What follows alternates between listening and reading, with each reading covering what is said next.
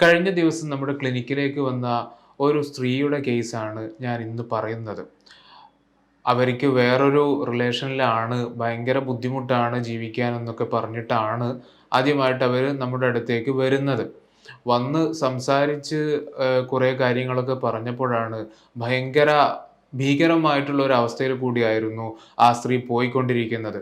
അവര് ഇപ്പോഴനുഭവിക്കുന്ന പ്രശ്നം എന്താണെന്ന് വെച്ചാൽ, അവര് നിലവില് കല്യാണം കഴിഞ്ഞ് കുട്ടിയുണ്ട്. ഭർത്താവ് വിദേശത്ത് ജോലി ചെയ്യാണ്. പക്ഷേ വീട്ടിന്റെ കുറച്ച് അയൽപക്കത്തുള്ള ഒരാളുമായിട്ട് എക്സ്ട്രാ മാരിറ്റൽ അഫെയറിലാണ് അവരുള്ളത്. അവരുമായിട്ട് വേറൊരു ബന്ധത്തിലാണുള്ളത്. അപ്പോ അയാളുമായിട്ട് വളരെയധികം അടുപ്പത്തിലായിട്ടുണ്ട്. പക്ഷെ അതോടുകൂടി തന്നെ ഭർത്താവ് ഉടനെ നാട്ടിലേക്ക് വരുന്നുമുണ്ട്. അപ്പൊ ഇതിന്റെ ഇടയില് ഇനി എന്താണ് ചെയ്യുക? ഇയാളെ ഒഴിവാക്കാനും പറ്റുന്നില്ല. ഭർത്താവിനെ ആണെങ്കിൽ പൂർണ്ണ മനസ്സോടെ സ്വീകരിക്കാനും പറ്റുന്നില്ല. എന്നൊരു നിലയില് 2 തോണിയിൽ കാല് വെച്ചാലൊക്കെ ഉള്ള ഒരു അവസ്ഥയിലാണ് ആ സ്ത്രീ നമ്മുടെ അടുത്ത് വന്നിട്ടുണ്ടായിരുന്നത്. ഉറക്കിലൊക്കെ ഭയങ്കര ബുദ്ധിമുട്ടാണ്. അതേപോലെ ഭക്ഷണവും തീരെ വേണ്ടയില്ല. ഇടയ്ക്കൊക്കെ താനങ്ങ് മരിച്ചു കളഞ്ഞാലോ എന്ന് വരെ ഇവർക്ക് തോന്നുന്നുമുണ്ട്. ഏറെക്കുറെ ഡിപ്രഷന്റെ ഒരുപാട് സിംപ്റ്റംസ് ഒക്കെ ഇവർ കാണിക്കുന്നുണ്ടായിരുന്നു. അപ്പൊ നിലവിൽ ഈ ഒരു പ്രശ്നത്തിൽ കൂടി കടന്നു പോകുന്നത് കൊണ്ടായിരുന്നു ഇവർ ഇത്രയേറെ ബുദ്ധിമുട്ടുണ്ടായിരുന്നത്. അപ്പോഴാണ് ഞാൻ ചോദിച്ചത്, ഭർത്താവിനെ കുറിച്ച്, അവരുടെ കല്യാണ ജീവിതത്തെക്കുറിച്ച് ചോദിച്ചപ്പോഴാണ് അവർ പറഞ്ഞത്, ഭയങ്കര ബുദ്ധിമുട്ടാണ് സാറേ. ഒരു തരത്തിലുള്ള ഒരു സന്തോഷം പോലെ, കല്യാണം കഴിഞ്ഞിട്ട് ഇപ്പൊ ഏകദേശം 9 വർഷത്തോളമായി, ഇന്നേ വരെ എൻ്റെ മുഖത്ത് നോക്കിയിട്ട് ചിരിക്കുകയെ, എന്നെ സപ്പോർട്ട് ചെയ്തുകൊണ്ട് സംസാരിക്കുകയെ, എൻ്റെ വിഷമങ്ങളും സങ്കടങ്ങളൊക്കെ ഒന്ന് കേട്ടു തരികയെ, അങ്ങനെ യാതൊരു നിലക്കുള്ള സപ്പോർട്ടും ചെയ്യാത്ത ഒരാളാണ് എൻ്റെ ഹസ്ബൻഡ്. അതൊക്കെ പോട്ടെ, അതിനേക്കാളൊക്കെ അപ്പുറമായിട്ട് നമുക്ക് സഹിക്കാൻ പറ്റാത്ത കാര്യം എന്ന് പറഞ്ഞാൽ, ഇയാൾ പല്ല് വരെ തേൽക്കില്ല എന്നാണ് ഈ സ്ത്രീ എന്നോട് പറഞ്ഞത്. അതായത് ബേസിക് ഹൈജീൻ എന്ന് പറയുന്നത്, ഇപ്പൊ നമ്മളെല്ലാവരും കുളിക്കാറുണ്ട്, പല്ല് തേക്കാറുണ്ട്, ഡ്രസ്സൊക്കെ നന്നായി ധരിക്കാറുണ്ട്, ഇത്തരം കാര്യങ്ങളൊക്കെ നമ്മൾ ശ്രദ്ധിക്കുന്ന ആൾക്കാരാണ്. പക്ഷേ ഇയാളുടെ ഹസ്ബൻഡിനെ കുറിച്ച് പറയുകയാണെങ്കിൽ, നാട്ടുകാരുടെ മുമ്പിലൊക്കെ ഭയങ്കരമായിട്ട് ഡീസൻ്റ് ആയിട്ട് പ്രതികരിക്കുന്ന ഒരാളാണ്. പക്ഷെ സ്വന്തം ഭാര്യയുടെ അടുത്തെത്തുന്ന സമയത്ത് വളരെ മോശത്തിലാണ് ഇവരോട് സംസാരിക്കാറ്, ഇവരോട് പെരുമാറാറൊക്കെ ഉള്ളത്.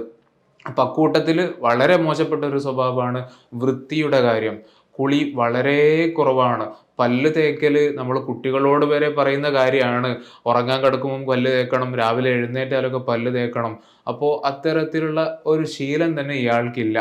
ഇയാള് രാത്രി കിടക്കാൻ നോക്കുമ്പോൾ ഒന്ന് വായ ഒന്ന് കൊപ്പിളിച്ചിട്ട് കിടക്കും. അതേപോലെ തന്നെ രാവിലെ എഴുന്നേറ്റാലും ഇതേ പരിപാടിയാണ്. ബ്രഷ് എന്നുള്ള ഒരു സാധനം തന്നെ ഇയാളുടെ ജീവിതത്തിലില്ല.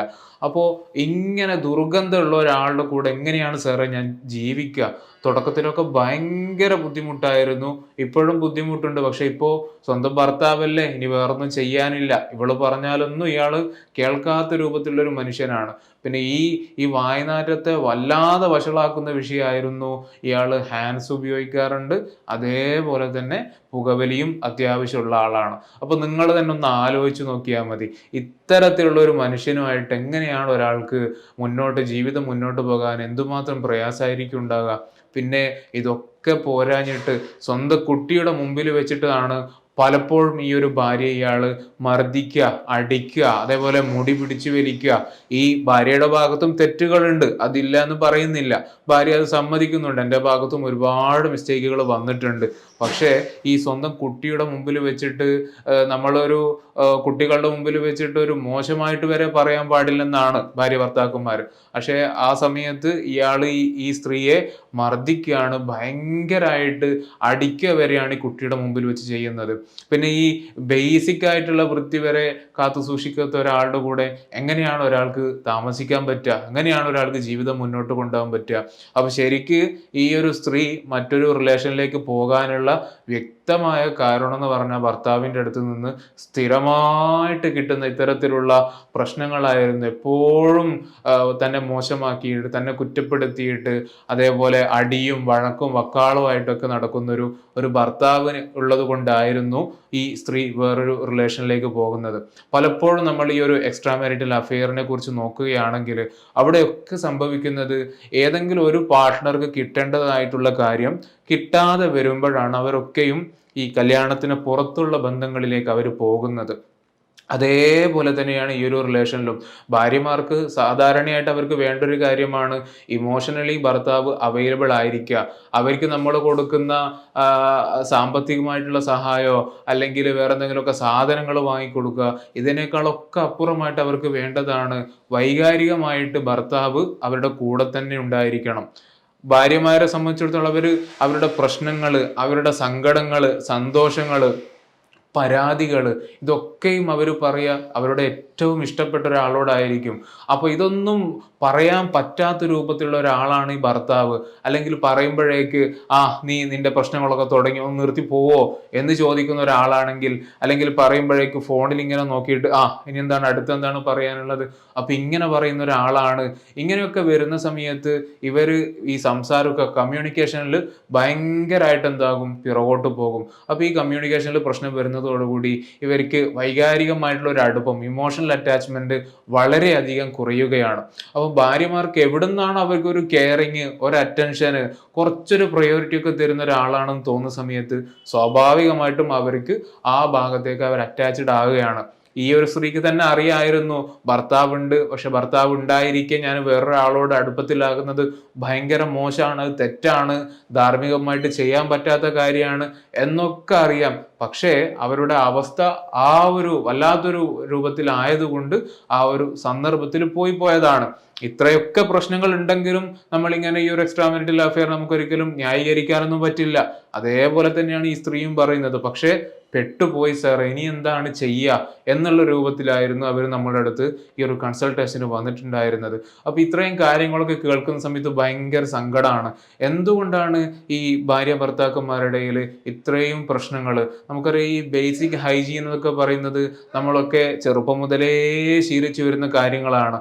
അപ്പൊ അത് നാട്ടുകാർക്കിടയിലൊക്കെ ഭയങ്കര ഡീസന്റ് ആണ്, എല്ലാത്തിനും പറ്റുന്ന ഒരാളാണ്. പക്ഷെ സ്വന്തം ഭാര്യയുടെ അടുത്ത് എത്തിയാലാണ് ഇയാളുടെ തനി നിറം പുറത്തു വരിക. അവിടെ കുളിക്കേണ്ട ആവശ്യമില്ല, അതേപോലെ പല്ല് തേക്കേണ്ട ആവശ്യമില്ല, അവളല്ലേ അവളങ്ങോട്ട് സഹിച്ചോളും, അല്ലെങ്കിൽ അവൾ ഇനിയിപ്പോൾ എന്നെ ഒഴിവാക്കിയിട്ട് പോകുന്നൊന്നുമില്ല, അതെൻ്റെ കൂടെ തന്നെ ഉണ്ടാകും. ഈ നിലക്ക് പോകുന്ന സമയത്താണ് ഭയങ്കര ദുസ്സഹമായിട്ട് ജീവിതം മാറിത്തീരുക. അപ്പൊ ഇത്തരം രൂപത്തിലുള്ള ഭാര്യ ഭർത്താക്കന്മാരാണെങ്കിൽ എപ്പോഴും പ്രശ്നങ്ങളായിരിക്കും, ഒരു സ്വസ്ഥത ഉണ്ടാവില്ല, ഒരു സമാധാനം ഉണ്ടാവില്ല, ആർക്കോ വേണ്ടി ജീവിതം തള്ളി നീക്കുന്ന രൂപത്തിലായിരിക്കും പലപ്പോഴും ഇത്തരം കല്യാണ ജീവിതങ്ങളൊക്കെ നമുക്ക് കാണാൻ പറ്റുക. അപ്പോൾ ഇതിനെ കുറിച്ചൊക്കെ ഇനി നമ്മൾ വേറെ കോഴ്സിന് പോയിട്ട് പഠിക്കേണ്ട കാര്യമൊന്നുമില്ല. നമ്മൾ നമ്മുടെ കൂടെ കാലാകാലത്തോളം താമസിക്കാൻ വരുന്ന ഒരു ഭാര്യയാണ്, അല്ലെങ്കിൽ ഒരു ഭർത്താവാണ്. അപ്പൊ ഒരു മനുഷ്യൻ എന്നുള്ള നിലക്കുള്ള ഒരു പരിഗണന നമ്മൾ എപ്പോഴും കൊടുക്കണം. അതാണ് ശരിക്ക് ഒരു നല്ല ജീവിതത്തിന്റെ ഏറ്റവും കാതലായ ഭാഗം എന്ന് പറയുന്നത്. ഈ മ്യൂച്വൽ അണ്ടർസ്റ്റാൻഡിങ്, അതേപോലെ പരസ്പരമുള്ള വിശ്വാസം, അതേപോലെ തന്നെ പ്രാധാന്യമുള്ള അങ്ങോട്ട് കൊടുക്കുന്ന ബഹുമാനം, ഇതൊക്കെ നമ്മൾ എപ്പോഴാണോ നമ്മുടെ ഈ ഒരു റിലേഷൻ അപ്രത്യക്ഷമാകുന്നത് അതോടുകൂടി തന്നെ പ്രശ്നങ്ങളായിരിക്കും നമ്മുടെ ജീവിതത്തിൽ. അപ്പൊ ഇത് നമ്മൾ സ്ഥിരമായിട്ട് ഭാര്യ ഭർത്താവിനും കൊടുക്കണം, ഭർത്താവ് ഭാര്യയ്ക്കും കൊടുത്തുകൊണ്ടിരിക്കണം. ഇത് ഭാര്യ എന്താണ്, ഭാര്യ അവളിപ്പോ ഒരു സ്ഥലത്തും പോകില്ല, ഞാൻ എന്ത് ചെയ്താലും, ഞാൻ എത്ര അടിച്ചാലും അവൾ എവിടെയും പോകില്ല, അല്ലെങ്കിൽ ഭർത്താവ് ഇപ്പൊ എന്നെ ഒഴിവാക്കിയിട്ടൊന്നും പോകില്ല എന്നൊക്കെ വരുന്ന സമയത്താണ് ഇവർ സ്ഥിരമായിട്ട് ഇങ്ങനെ കുറ്റപ്പെടുത്തലുകൾ, കുറവാക്കി സംസാരിക്കല്, മറ്റുള്ള ആൾക്കാരുടെ മുമ്പിൽ വെച്ചിട്ട് ഭയങ്കര ഡൗൺ ആക്കിയിട്ട് നമ്മൾ സംസാരിക്കുക, കുട്ടികളുടെ മുമ്പിൽ വെച്ചിട്ട് പരസ്പരം അടികൂടുക, പരസ്പരം വഴക്കുണ്ടാക്കുക, ഇങ്ങനെയൊക്കെ ചെയ്യുന്ന സമയത്ത് ആ കുട്ടികളുടെ അവസ്ഥ എന്തായിരിക്കും? അപ്പോൾ ഇത്തരം കേസുകളൊക്കെ നമുക്ക് മാനേജ് ചെയ്യുന്നതിൽ ചെറിയ കോംപ്ലിക്കേഷൻസ് ഉണ്ട്. ഒന്നാമതായിട്ട് കൗൺസിലിങ്ങിന്റെ സക്സസ് എന്നൊക്കെ പറയുന്നത് രണ്ടുപേരും കൂടി അതിൽ വില്ലിങ് ആകുമ്പോഴാണ്. ഓക്കെ സാറേ, ഞങ്ങളുടെ രണ്ടുപേരുടെ ഭാഗം തെറ്റുകളുണ്ട്, ശരികളുണ്ട്, അപ്പൊ എന്താണ് നമുക്ക് ഇമ്പ്രൂവ് ചെയ്യേണ്ട കാര്യം, ഈ ഒരു ആറ്റിറ്റ്യൂഡ് വെക്കുമ്പോഴാണ് നമുക്ക് ഈ കൗൺസിലിംഗ് ശരിയായ രൂപത്തിൽ അവരെ കാര്യങ്ങൾ പറഞ്ഞു ബോധിപ്പിക്കാനും ഒക്കെ ചെയ്യാൻ പറ്റുക. ഇതിപ്പോ അതല്ല, ഞാൻ ഇങ്ങനെയാണ്, ഇങ്ങനെയൊക്കെ പറ്റുന്ന ആളുണ്ടെങ്കിൽ എൻ്റെ കൂടെ നിന്നാൽ മതി, ഇങ്ങനെ ഒരു മനോഭാവമുള്ള ഒരാളോട് നമ്മൾ കൗൺസിലിംഗ് അല്ല എന്ത് ക്ലാസ് എടുത്തിട്ടും ഒരു കാര്യം ഉണ്ടാവാൻ പോകുന്നില്ല. അപ്പൊ ഈ ഒരു കേസിലും ഏറെക്കുറെ ഈ രൂപത്തിലായിരുന്നു ഭർത്താവിന്റെ ഒരു നിലപാടൊക്കെ. കൗൺസിലിങ്ങിന് വരാനോ അല്ലെങ്കിൽ എന്തെങ്കിലും ഒരു ട്രെയിനിങ്ങിന് പോകാനോ ഒക്കെ ഇയാൾക്ക് മടിയാണ്, ഇയാൾ വരികയില്ല, നിനക്കല്ലേ പ്രശ്നം, നീ പോയിക്കോ, ഞാനെന്തിനാ വരുന്നത് എന്നുള്ള ഒരു നിലപാടായിരുന്നു അയാൾക്ക് ഉണ്ടായിരുന്നത്. അപ്പോൾ ഇങ്ങനെയൊക്കെ ഉണ്ടാകുമ്പോൾ ജീവിതം മുന്നോട്ട് തന്നെ പോകും. പ്രശ്നങ്ങൾ ഉണ്ടാകുമെന്ന് വെച്ചാൽ അത്യാവശ്യം പ്രശ്നങ്ങളായിരിക്കും. പക്ഷേ എന്തിനാണ് നമ്മൾ ഇങ്ങനെ ജീവിക്കുന്നത്? ആകപ്പാടെ കുറച്ചു കാലം ജീവിക്കുമ്പോൾ അതൊന്ന് സന്തോഷത്തിൽ, സമാധാനത്തിൽ നമുക്ക് ജീവിക്കാനൊക്കെ പറ്റില്ലേ? അപ്പോ ഇത്തരത്തിൽ എന്തെങ്കിലുമൊക്കെ പ്രശ്നങ്ങൾ അനുഭവിക്കുന്ന ഭാര്യ ഭർത്താക്കന്മാരാണ് നിങ്ങളെങ്കിൽ, അല്ലെങ്കിൽ നിങ്ങളുടെ കൂട്ടുകാരിലൊക്കെ ഇങ്ങനെ പ്രശ്നങ്ങൾ ഉള്ളവരുണ്ടെങ്കിൽ, അവർക്ക് ഏറ്റവും നല്ലത് നല്ലൊരു കൗൺസിലറുടെ അടുത്ത് പോയിട്ട് അതിൻ്റെ എങ്ങനെയാണ് ഈ റിലേഷൻഷിപ്പ് ഒന്നുകൂടി മെച്ചപ്പെടുത്തുക, എങ്ങനെ ഒന്നുകൂടി ഇമ്പ്രൂവ് ചെയ്യിക്കാം എന്നുള്ള കാര്യങ്ങളൊക്കെ ചോദിച്ച് മനസ്സിലാക്കിയിട്ട് മുന്നോട്ട് പോവുക എന്നുള്ളതാണ്. അപ്പോൾ ഏതായാലും അടുത്തൊരു ടോപ്പിക്കിൽ നല്ലൊരു വിഷയവുമായിട്ട് നമുക്ക് വീണ്ടും കാണാം. Good bye.